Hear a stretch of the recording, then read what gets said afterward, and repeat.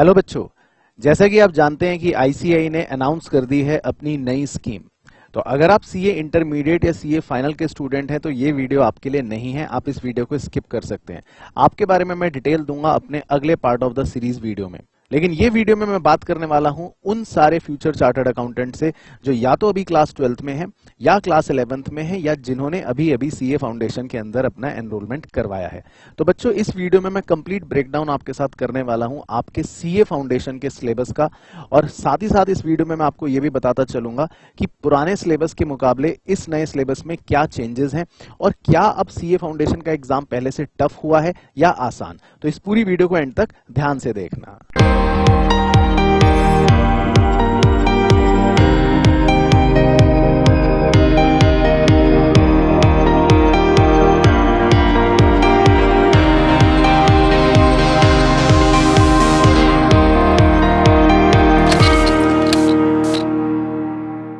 तो सबसे पहले बच्चों बात करता हूं आपके साथ अकाउंटेंसी पेपर की।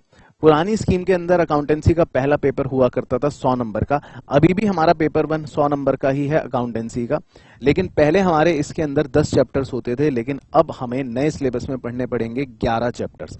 मैं आपको एक बार ब्रीफ दिखाता हूं इन 11 चैप्टर्स का।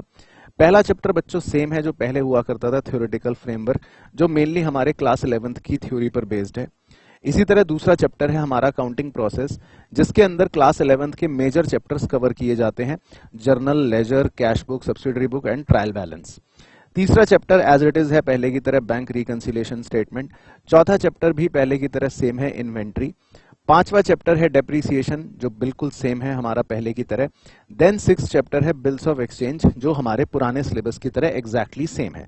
यहां तक तो हमारी चीजें ऑलमोस्ट पहले की तरह ही चल रही हैं। लेकिन उसके बाद हमारे चैप्टर 6 में कुछ यूनिट्स हुआ करते थे पहले पुराने सिलेबस में, जो अब यहां से डिलीट कर दिए गए हैं। यानी कि कुछ आपको चैप्टर 6 में रियायत मिल जाएगी, कुछ चैप्टर अब आपके वहां से हट जाएंगे। फिर उसके बाद चैप्टर नंबर 7 पहले की तरह हमारा final accounts of sole proprietor का रहेगा, सेम रहेगा एज इट इज।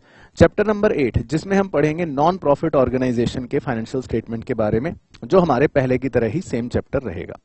एक बड़ा चैप्टर यहां पर आपका ऐड हुआ है बच्चों, चैप्टर नंबर 9। इस पर आपका ध्यान केंद्रित करना चाहूंगा, अकाउंट्स फ्रॉम इनकम्प्लीट रिकॉर्ड्स। ये चैप्टर पहले पुराने सिलेबस में सीए इंटर के अंदर हुआ करता था, अब जिसको निकालकर सीए फाउंडेशन के नए सिलेबस में आपके लिए डाल दिया गया है। तो ये आपको एक नया चैप्टर पढ़ना पड़ेगा। हालांकि आपने इसके बारे में थोड़ा बहुत क्लास 11th में पढ़ा होता है, पर यहाँ पर काफी डिटेल में है, तो आपको यहाँ पर एक तरह से अच्छे से इसको पढ़ना पड़ेगा।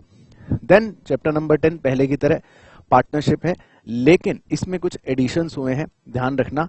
पुराने सिलेबस में हम सिर्फ एडमिशन, रिटायरमेंट और डेथ करते थे, जो आप क्लास 12th में पढ़ते हो। लेकिन अब आपको डिसोल्यूशन, जिसके अंदर पीस मील डिस्ट्रीब्यूशन ऐड करा गया है। ये पीस मील डिस्ट्रीब्यूशन का जो पोर्शन है बच्चों, ये सीए इंटर का पोर्शन था, जो अब सीए फाउंडेशन में आ गया है। दूसरी चीज, डिसोल्यूशन ऑफ पार्टनरशिप फर्म, जो आप 12th में पढ़ते हो, ये पहले ओल्ड सिलेबस में नहीं था, ये भी आपके लिए अब नया एडिशन हुआ है। तो मतलब पार्टनरशिप में अगर मैं बात करूं तो आपका थोड़ा सा नया एडिशन हो गया है। देन सबसे मेजर चेंज आपका चैप्टर नंबर 11 यानी कि कंपनी अकाउंट्स। पुराने सिलेबस में कंपनी अकाउंट्स हूबहू क्लास 12th वाला होता था, रादर उससे सिंपल होता था, जिसमें हम सिर्फ शेयर्स और डिवेंचर्स को इशू करने के बारे में पढ़ते थे, दैट्स इट। लेकिन जो आपके नए एडिशन हुए हैं इस बार नए सिलेबस में, वो है रिडम्पशन ऑफ प्रेफरेंस शेयर्स। ये सीए इंटर का पहले चैप्टर था, जो अब आपको सीए फाउंडेशन में पढ़ना पड़ेगा। इसी तरह रिडम्पशन ऑफ डिबेंचर, इसके बारे में आपको पढ़ना पड़ेगा, सीए इंटर का चैप्टर था, जो अब आपको यहां पढ़ना पड़ेगा। And accounting for bonus and right issue, ये भी आपका सीए इंटर का पहले चैप्टर था, जो अब इंटर से हट गया है, और ये अब आपको सीए फाउंडेशन के अकाउंट्स में पढ़ना पड़ेगा। तो कुल मिलाकर अगर मेरा एनालिसिस में देखूं कि अकाउंटेंसी सब्जेक्ट का जो पेपर है 100 नंबर का, वो पहले के मुकाबले थोड़ा सा अब आपके लिए ज्यादा बड़ा हो गया है, क्योंकि इसमें कुछ नए चैप्टर्स आए हैं जो सीए इंटर से उठा के अब आपके लिए डाल दिए गए हैं। कुछ डिलीशंस भी हैं, कुछ चीजें हट भी गई हैं, लेकिन ओवरऑल अगर देखा जाए तो पहले 10 चैप्टर्स हुआ करते थे और अब आपके 11 चैप्टर्स हो गए हैं, इंक्लूडिंग सम न्यू एडिशंस।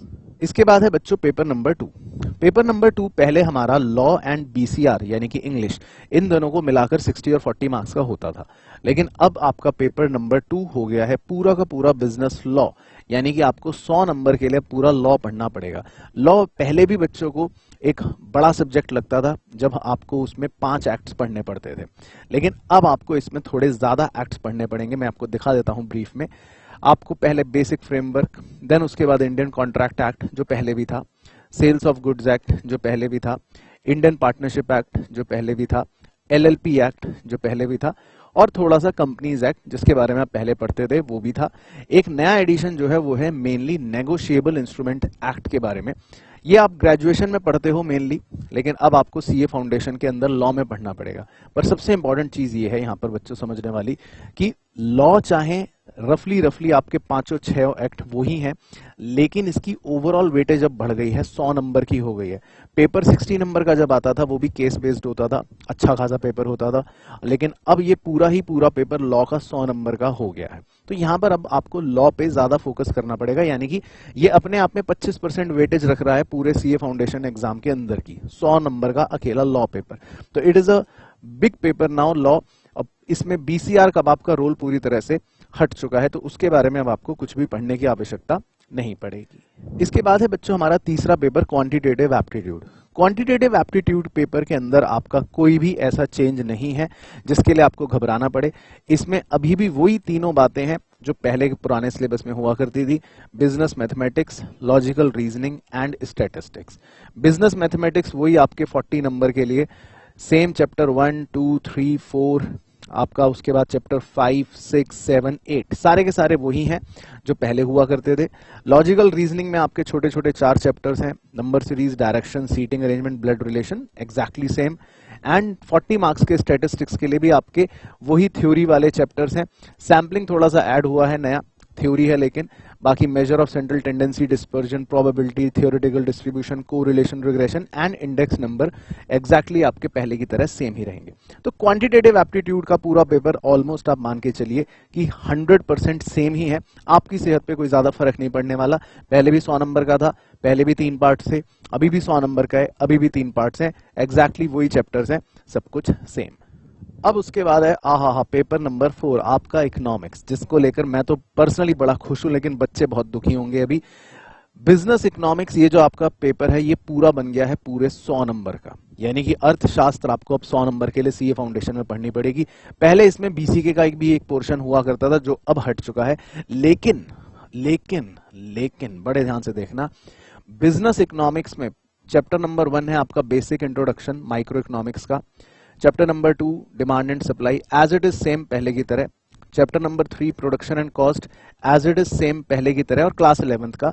और chapter number 4 price determination of different markets, बिल्कुल एग्जैक्टली सेम पहले की तरह। तो चैप्टर 1, 2, 3, 4 जो है बच्चों, ये आपके क्लास 11th के माइक्रो इकोनॉमिक्स के जो चैप्टर्स होते हैं उनको मिलाकर बनाए गए हैं। अब पहले के इकोनॉमिक्स में, पहले के सिलेबस में सिर्फ ये 4 मेन चैप्टर्स हुआ करते थे, बाकी एक छोटा सा बिजनेस साइकिल चैप्टर था कम नंबर का, लेकिन ये पहले आपके 4 मेन चैप्टर्स हुआ करते थे।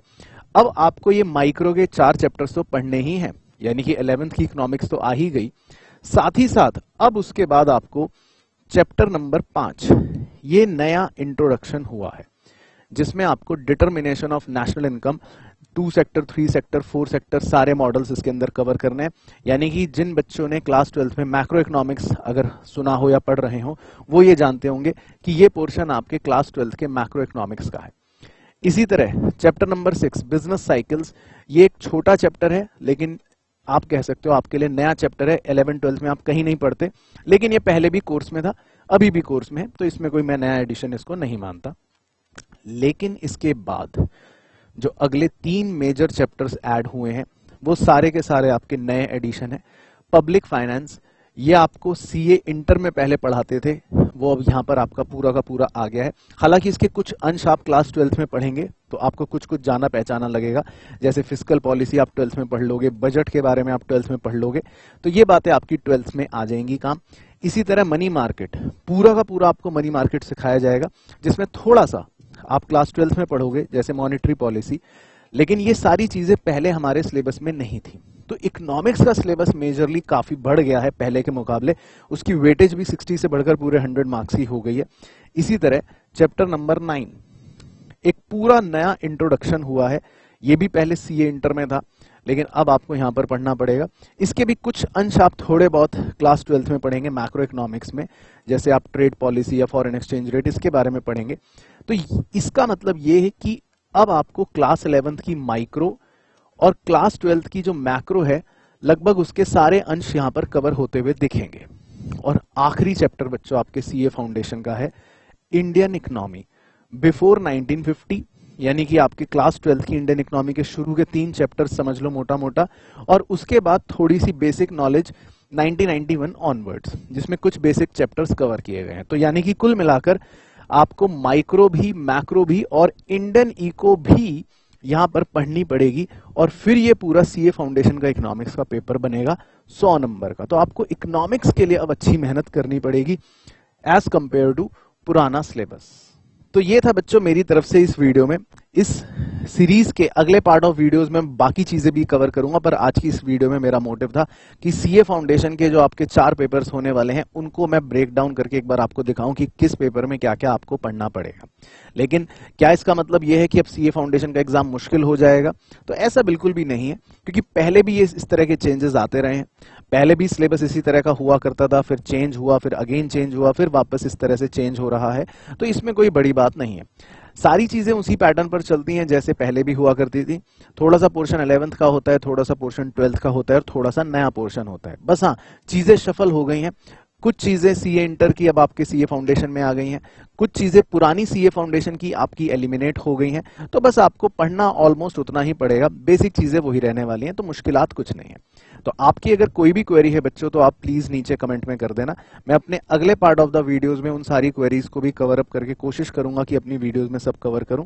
बाकी मैं नेक्स्ट वीडियोस में आपको बताऊंगा कि क्या क्या चीजें अब आपको और करनी चाहिए, किस तरह से आप अपनी प्रिपरेशन कर सकते हैं, एंड सीए इंटर और सीए फाइनल में भी जो चेंजेस आए हैं उसके ऊपर भी मैं नेक्स्ट वीडियोस में कवर जरूर करूंगा।